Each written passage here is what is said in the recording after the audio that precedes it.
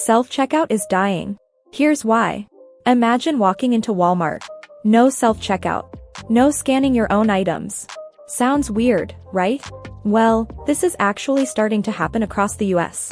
Big retailers like Walmart, Target, and Costco are slowly removing or limiting self-checkout systems. And it's not random. Because self-checkout is quietly costing billions. Studies show up to 36 million Americans have shoplifted using self-checkout. Theft rates can be up to 65% higher than traditional checkout. And here's the twist. Not all theft is intentional. People accidentally don't scan items. Or scan cheaper ones instead. For retailers, this is a financial disaster. It's about how money flows in America. Retailers lose billions. They raise prices. Consumers pay more. Simple. How the 1% actually manage money, it's not what you think. You're making more money than you did 5 years ago. Maybe a lot more. But your bank balance? Still looks the same. No real savings. No real progress. Just a slightly better lifestyle, and the same stress. So what's going on? Because here's the truth no one tells you. It's not your income that's holding you back. It's your system. And today, I'm going to show you the exact system the top 1% use. To turn income into real wealth. Let's start with something uncomfortable. Over 60% of Americans earning 6 figures are still living paycheck to paycheck. Think about that. These are people making $100,000 plus a year. And still struggling financially. Why? Because of one simple rule. Spending expands to match income. You earn more, you upgrade your life. Better apartment. Better car. More subscriptions. More comfort. And just like that, your raise disappears. No savings. No investing. No wealth. Just more expensive habits. The 1% aren't wealthy because they earn more. They're wealthy because they manage money differently. They don't rely on motivation. They don't try to save. They use systems. Systems that automatically invest money, protect money, control spending. So they don't have to think about it every month. And that's exactly what you're going to build today. Here's the framework. 15% investments, future wealth. 50% essentials, survival costs. 20% lifestyle, enjoy life. 15% stability, emergency fund. Every dollar you earn goes into one of these buckets. No guessing. No confusion. No, whatever's left. This is where everything changes. Most people invest what's left. The 1% invest first. Before spending. Before lifestyle. Before you even see the money. Because here's the reality. If you wait to invest it later, you'll never do it. Let's say you invest $300 per month starting at age $25, $1.2 million by retirement.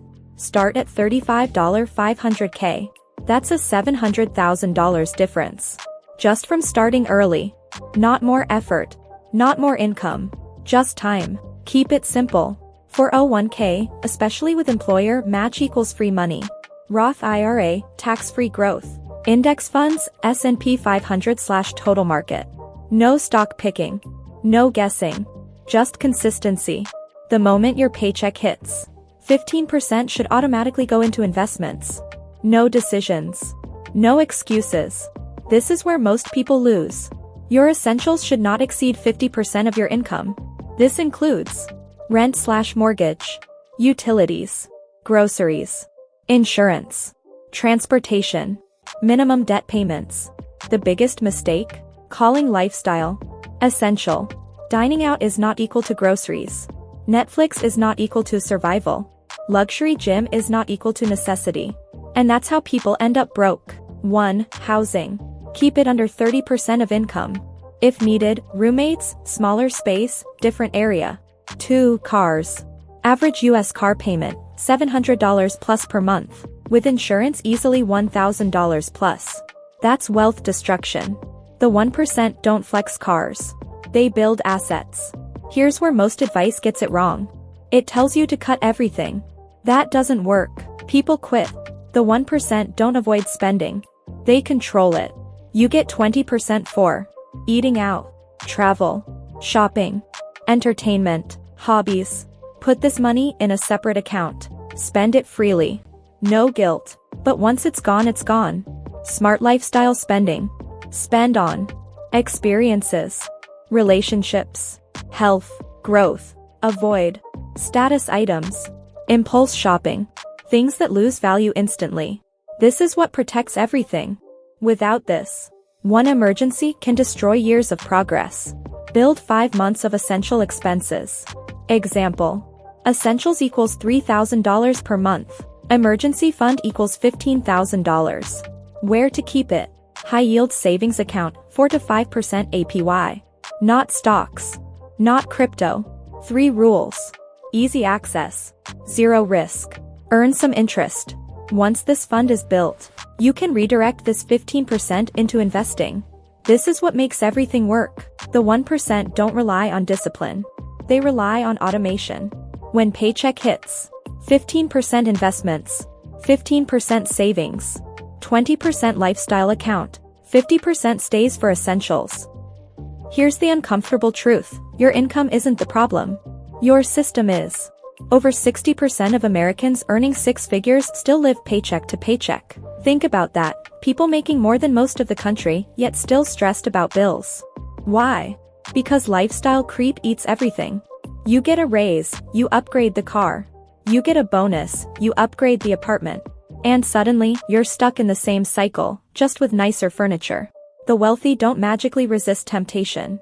They don't rely on willpower. They build systems that make good choices automatic. And I'm going to give you one today, the 15-50-20-15 rule. 4 buckets. Every dollar has a job. No guesswork. No, oops, I spent too much. Just a clear framework that builds wealth while you live your life. 15% future self, investments. This is the money that works while you sleep. The 1% don't invest leftovers. They invest first. Before bills, before lifestyle, before anything else. Why?